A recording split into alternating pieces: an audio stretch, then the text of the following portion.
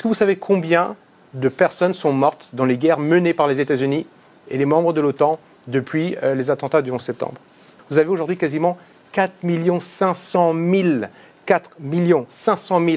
personnes qui ont été tuées directement ou indirectement lors des guerres que les États-Unis ont menées avec l'OTAN en Irak, en Afghanistan, en Syrie, Et là, en vous Libye. n'incluez pas les guerres par proxy.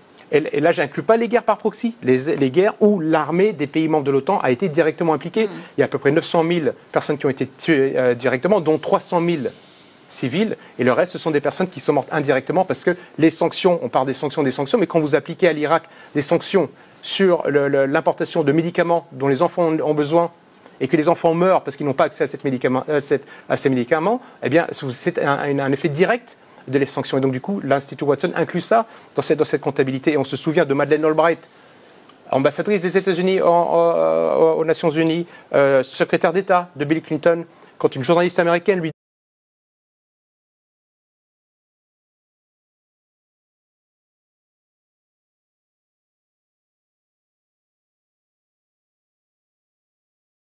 demande si les 500 000 enfants morts en Irak justifiaient la guerre des États-Unis en Irak, Madeleine Albright dit oui, ça valait la peine. Et nous sommes le camp du bien, et ce camp du bien, c'est 4 500 000 personnes tuées que depuis 2001.